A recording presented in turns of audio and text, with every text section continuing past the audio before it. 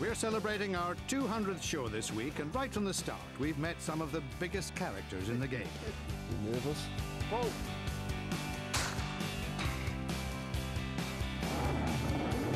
I've got just the car for you. Unguarded, relaxed, we've always tried to reveal the human side of the game. Their passions, their tastes, and what's most important to the sports stars, past and present.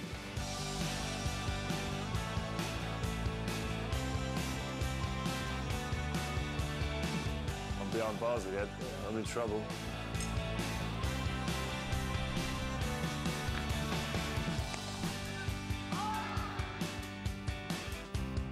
Tough for school.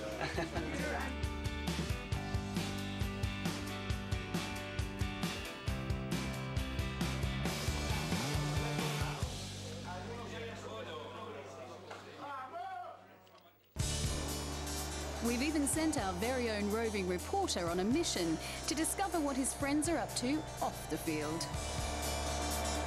It's lovely here, isn't it?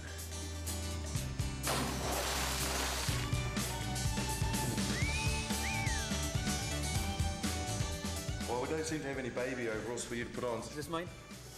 Yeah. A little bit big, but... Oh, it's the woman's one, that one, so you'll be fine.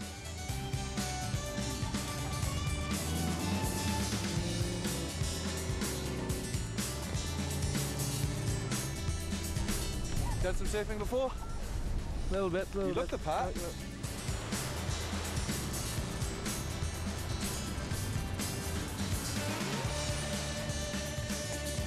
Whoa!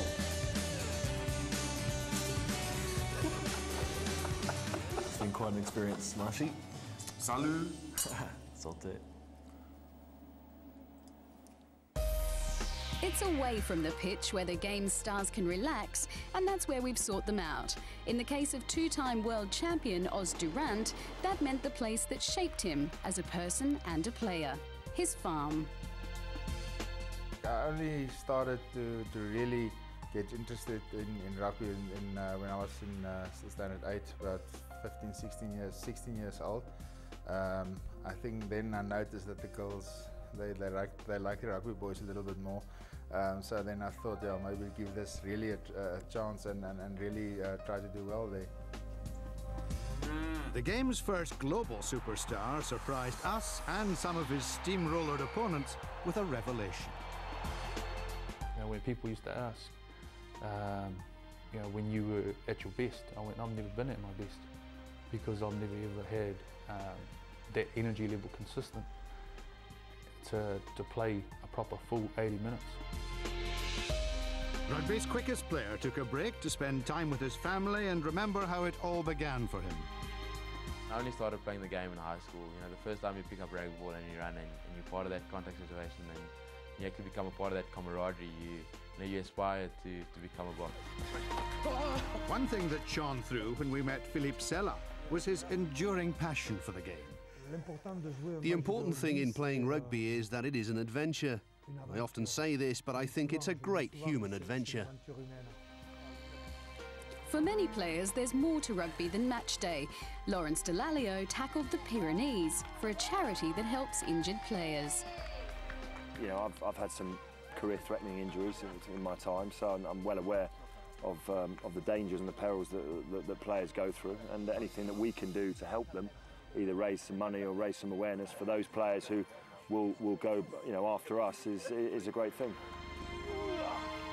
But no matter who they are, the true stars of the game share one thing in common, a feeling perfectly expressed by Dennis Charvet. I owe everything to rugby. No matter what I do till the end of my life, I owe everything to rugby. You know, we often say that nothing compares to the pitch, and it's true. You can tell yourself all the stories in the world, but when the ball is gone and the pitch is gone, things will never be the same again. And it's not just the game's biggest names which have featured in the programme. We've also met some truly remarkable people, like Polly Miller. Badly injured and scarred in the 2002 Bali bombing, she set up a charity in memory of her late husband Dan, who died in the blast along with many other rugby players. Polly also organised a fundraising match at Cambridge University, where Dan was a student, attracting a host of rugby stars in support. When we first started this, it was going to be a small rugby tournament, and you know, you can just see by how many people are still around after the match that people had a good day. And I think all the boys that were killed would definitely be smiling down and thinking, oh my God, how on earth did they manage to get all those people to come together?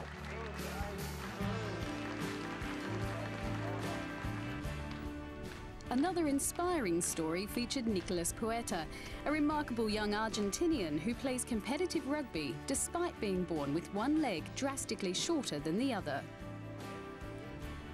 He's now an established presence in the Buenos Aires leagues and earns plaudits around the rugby world for his achievements. But for him, the greatest reward remains playing the game. I'm going to carry on playing until I feel that I'm just one of the goalposts and can't get about the pitch at all anymore.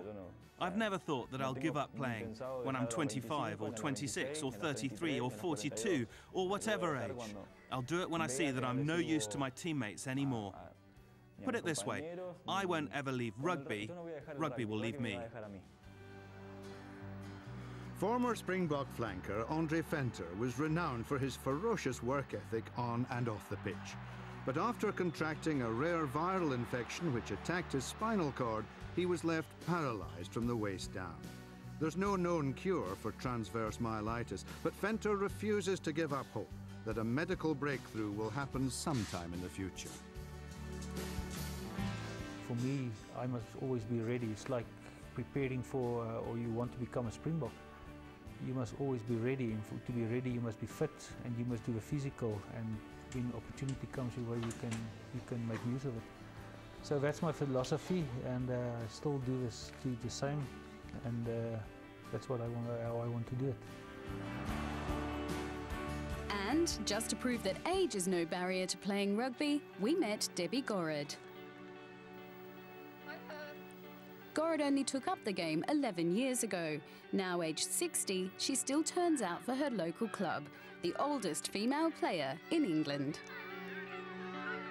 I'd love to have played this game from late teens onwards. Absolutely love to have played it. I think it's a magnificent game. It's the greatest team sport that you could possibly ever play in. Let's get out of the way. I was going to say, let's get 10 minutes.